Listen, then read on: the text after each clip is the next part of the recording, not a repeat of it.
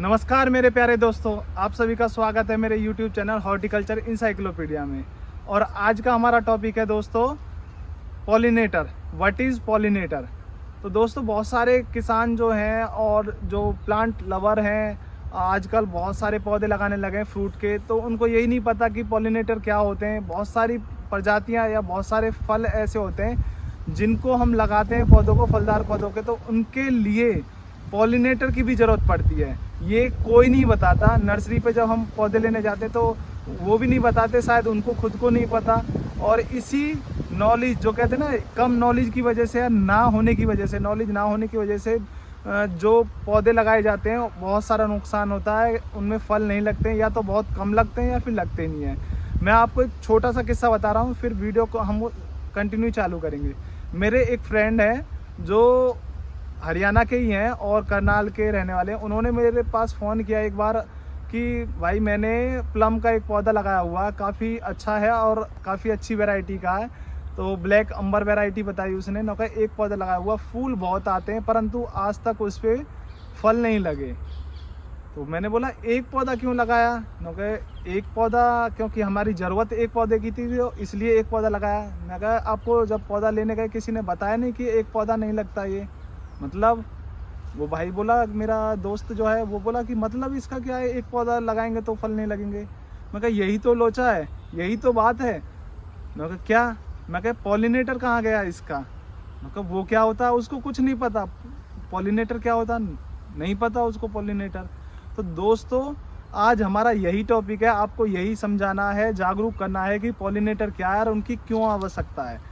अब जैसे कि मेरे पीछे ये पौधा आप देख रहे हैं, ये लॉकार्ट का है। और ये सभी पौधे पीच, पियर, प्लम, एप्पल, लॉकार्ट, ये सारे के सारे जो पौधे हैं ये प्रूनस प्रजाति के हैं, फैमिली के हैं, यानी एक ही कुनबे के पौधे हैं। तो इन सभी में पॉलिनेटर की ज़रूरत पड़ती है, हर वैरायटी में। कुछ वैरायटियाँ अपवाद भी हैं जो सेल्फ पॉलिनेट कर लेती हैं कुछ, परंतु सभी नहीं है। जो अच्छी किस्में हैं उनमें पॉलिनेटर की ज़रूरत पड़ती है।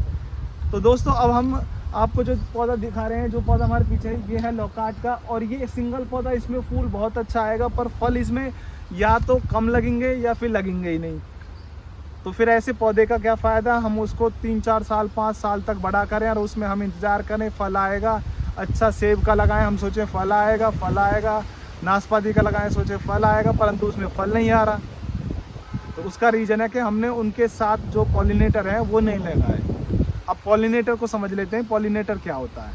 तो दोस्तों पॉलिनेटर होते हैं सहयोगी पौधे जो कि मेन पौधे को यानी प्लांट को परागण करने में सहायता प्रदान करते हैं, ये होते हैं पॉलिनेटर।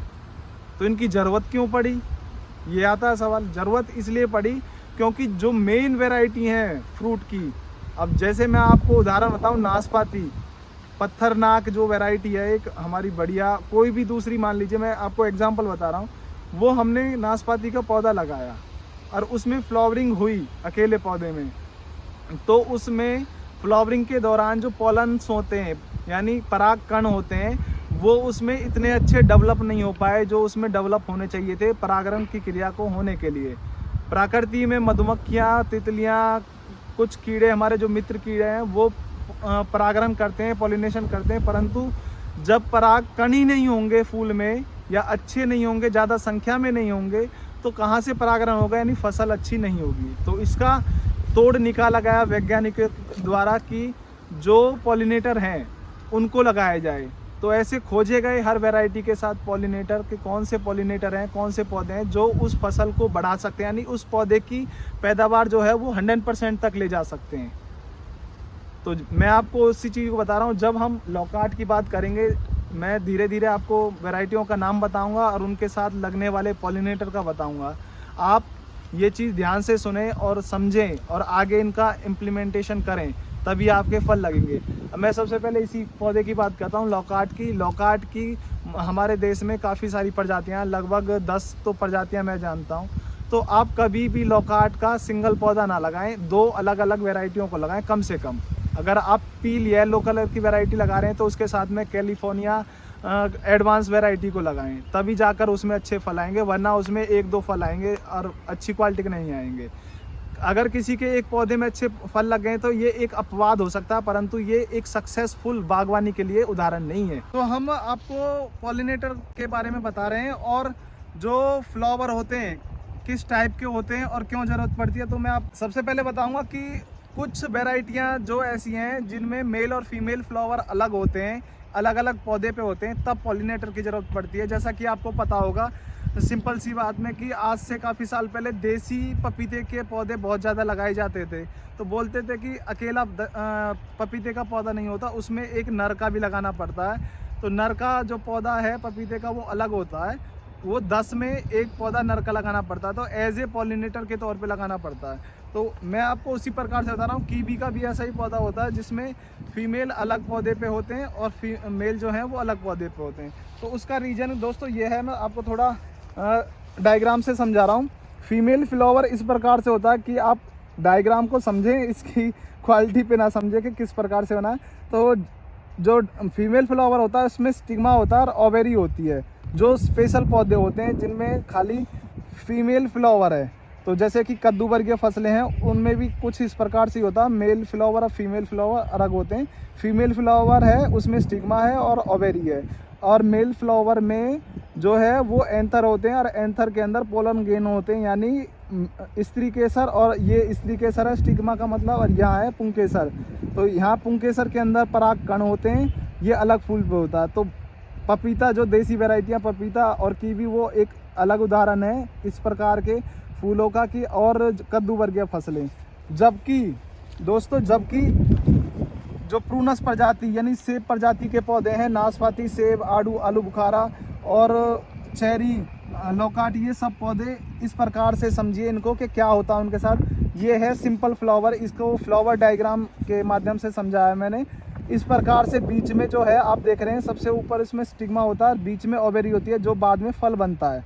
साइड में स्टिग्मा, फीमेल पार्ट के साइड में जो है वो एंथर हैं और पुंकेसर जिन्हें बोलते हैं, और उनमें परागकण होते हैं। ये तो नॉर्मल फूल में होता है, जो देसी प्रजाति के पौधे हैं, अच्छा बेशक से सेब है वो, चाहे आड़ू है, चाहे कुछ भी, नॉर्मल इस प्रकार से। जबकि दोस्तों मैं आपको थोड़ा ये फोल्ड करके बताता हूँ कि इसमें क्या है।